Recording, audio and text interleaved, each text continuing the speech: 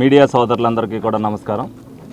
మరి ఈ రోజున ఏదైతే ఏలూరు నియోజకవర్గానికి సంబంధించి గత 14 నుంచి 19లో తెలుగుదేశం పార్టీ అధికారంలో ఉన్నప్పుడు ప్రజలందరూ కూడా సుఖశాంతులతో ఉండాలి, ప్రజలకి ఇల్లు ఇచ్చేటప్పుడు అవి నాణ్యతా ప్రమాణాలతో ఉండాలన్న ఉద్దేశంతో మరి ఇక్కడ ఏదైతే పానింగ్ రోడ్లో కానీ అలాగే మాదేపల్లిలో కానీ కొత్తూరులో కానీ 6,486 ఇళ్ళు శాంక్షన్ చేయడం జరిగింది.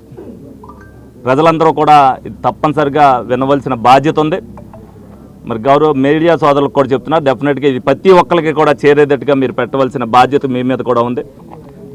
ఎందుకనంటే ఒక పక్కన ఏదైతే బాగు చేస్తున్న టిట్కో గృహాలను చూస్తున్నారు, ఒక పక్కన ఏదైతే 2019 నుంచి 24 వరకు విధ్వంసం చేసిన పరిపాలన ఏ విధంగా ఉందనేది మీరు అందరూ కూడా చూస్తున్నారు. విధ్వంసం చేయడం ఎంత తేలికో ఇవాళ అధికారంలోకి వచ్చిన తర్వాత 20 నెలలు అయినప్పటికీ మరి మొదలుపెట్టి మళ్ళీ జూన్కి అందించడానికి ఎంత విశ్వ ప్రయత్నం చేస్తేనే కానీ అవ్వట్ల. దానికి కారణం ఎవరంటే వైసీపీ ప్రభుత్వం. ఈ ఇల్లు మీద అన్నిటి మీద కూడా లబ్ధిదారుల దగ్గర లోన్ తీసుకుని ఆ లోన్ డబ్బుల్ని వేరే చోటకి వాడి ఇవాళ లబ్ధిదారులందరికీ కూడా నోటీసులు వస్తున్నాయి. వాళ్ళకి ఏదైతే సివిల్ స్కోర్ పడిపోయిందో వాళ్ళు ఎక్కడైనా లోన్ పెట్టుకోవాలంటే వాళ్ళు ఇవాళ మా దగ్గరికి కానీ బీజేపీ వారి దగ్గరికి కానీ జనసేన గారి దగ్గరికి కానీ వెళ్ళి మేము కట్టిన డీడీల డబ్బుల సంగతి ఏంటి, మా స్కోర్ పడిపోయింది ఏం చేయాలని అడిగితే సమాధానం చెప్పలేని పరిస్థితుల్లో కూడా మేము అందరం ఉన్నాం. వాళ్ళు కన్విన్స్ అవుతూ తెలుగుదేశం పార్టీ మాకు అన్యాయం చేయదని చెప్తూ డెఫినెట్గా మాకు ఎక్కడో చోటని ఇల్లు కట్టించేస్తారని చెప్పి నమ్మగలుగుతున్నారు. కాబట్టి ప్రజలు ఏదైతే నమ్ముతున్నారో వాళ్ళందరికీ కూడా ధన్యవాదాలు తెలుపుతున్నా.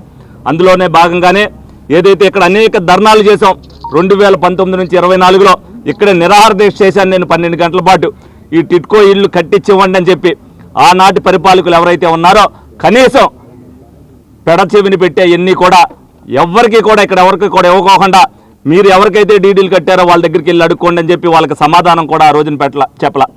ఈ రోజున ఎవరైతే 4,400 క్యాన్సిల్ అయిపోయినాయో వాళ్ళందరికీ డీడీలు ఇవ్వడంతో పాటు ఎట్టి పరిస్థితుల్లో కూడా ఏప్రిల్ నెలాఖరులో పాటు వాళ్ళందరికీ కూడా వాళ్ళ అకౌంట్లో డబ్బులు వేయడానికి అన్నీ కూడా మాట్లాడటం జరిగింది. అదేవిధంగా ఏదైతే ఇక్కడ ఈ పానింగ్లో 1908 ఇళ్ళు, అలాగే కొత్తూరులో ఏదైతే 220 మొత్తం 2,208 ఇళ్ళు కూడా జూన్ నెలాఖరు నాటికి పూర్తిగా ప్రజలకి అందిస్తామని చెప్పి సందర్భంగా తెలియజేయడం జరుగుతుంది. కూటమి నాయకులందరం కూడా శ్రమతో అనేక సార్లు మేము ప్రజల దగ్గరికి వెళ్ళినప్పుడు అనేక సార్లు చెప్పాం మీ అందరికీ కూడా జరిగిన అన్యాయం ఏంటనే చెప్పి. ఇవన్నీ ఏమీ పట్టనట్టు వైసీపీ వాళ్ళు ఈ రోడ్డు వెంబటి నడవరు, మేము వేసిన రోడ్లు ఏ ఉన్నాయో వాటి వెంబటి నడవరు, మెయిన్ రోడ్లు ఏవైతే ఉన్నాయో R&B రోడ్ల మీద ఏదైతే సెంట్రల్ గవర్నమెంట్ రోడ్ల మీద నడిచి ధర్నాలు చేస్తున్నారు. వాళ్ళు దేనికి ధర్నా చేస్తున్నారో చెప్పాలి. ఒక హాస్పిటల్ కట్టేటప్పుడు ధర్నా చేశారు, హాస్పిటల్ ఏమైందనేది చూసాం. హాస్పిటల్ ఎక్కడ కడుతున్నారో తెలియదు, అక్కడికి వెళ్ళి ధర్నా చేస్తారు. ఇవాళ వేసిన రోడ్ల మీద నడిచే హక్కు కూడా వైసీపీకి నాయకులకి లేదని చెప్పి వీళ్ళందరికీ కూడా చెప్పడం జరుగుతుంది.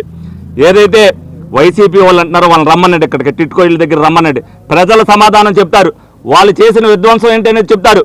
రేపు వాళ్ళందరికీ కూడా చెప్తారు. రేపు ఏదైతే ఉగాది నుంచి మేము ఏదైతే రోడ్లు వేసామో కూటమి ప్రభుత్వం వచ్చిన తర్వాత రోజు కూడా మార్నింగ్ వాక్ చేస్తూ ఏ రోడ్డు అయితే మేము వేసామో కూటమి ప్రభుత్వంలోకి వచ్చిన తర్వాత ఏం చేసాం, అప్పుడు ఆ వినాశనానికి ముందు ఏముందనేది వాళ్ళ 2 ఫోటోలు కూడా ప్రజలకు చూపిస్తాం.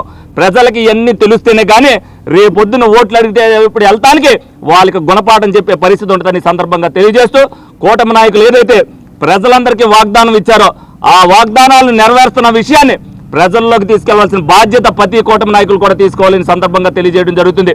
అలాగే ఏదైతే ఈ కంపెనీ వాళ్ళు ఉన్నారో షపూర్జీ పొల్లంజీ వారు మరి ఆ రోజున బిల్లులు రాపోయినా సరే మళ్ళీ తెలుగుదేశం పార్టీ అధికారంలోకి వస్తే మాకు అప్పు అలాగే ఉన్నా సరే బిల్లులు కడతారన్న నమ్మకంతో మళ్ళీ వాళ్ళకి ఏదైతే హడ్కో నుంచి రుణం తీసుకుని కొంత భాగాన్ని పేమెంట్ చేసి మీరు కంప్లీట్ చేయండి అని చెప్తే వాళ్ళు కూడా మొత్తం రాష్ట్ర వ్యాప్తంగా కడుతున్నందుకు ఆ కంపెనీ వారికి కూడా ధన్యవాదాలు తెలుపుకుంటున్నా. డెఫినెట్గా కూటమి ప్రభుత్వం అంటే డబ్బుల విషయంలో ఎవరికి కూడా అన్యాయం చేయదు. డెఫినెట్గా కాంట్రాక్టర్లు కావచ్చు, ప్రజలు కావచ్చు, ఒక నమ్మకంతో అయిన పరిపాలన చంద్రబాబు నాయుడు గారు అందిస్తారు. పవన్ కళ్యాణ్ గారు కానీ మోడీ గారు కానీ దానికి సహకారం అందిస్తారని చెప్పి ప్రజలందరూ కూడా ఏ విధంగా ఓట్లేసి గెలిపించారో మనం అందరం కూడా చూసాం. ఆ నమ్మకాన్ని ఒమ్ము చేయకుండా ప్రజలకి అన్న మాట ప్రకారం అభివృద్ధి విషయంలో కానీ సంక్షేమ విషయంలో కానీ ప్రజలకు చేయవలసిన పనులన్నీ కూడా మేము చేస్తున్నాం. ప్రజలు ఇదంతా కూడా గమనించాలి. చేసే పని పాడు చేయడానికి ఎవరైతే నాయకులు వస్తున్నారో వాళ్ళకి గుణపాఠం చెప్పవలసిన బాధ్యత ప్రజలే తీసుకోవాలని సందర్భంగా తెలియజేస్తూ మీ అందరి దగ్గర సెలవు తీసుకోవడం జరుగుతుంది.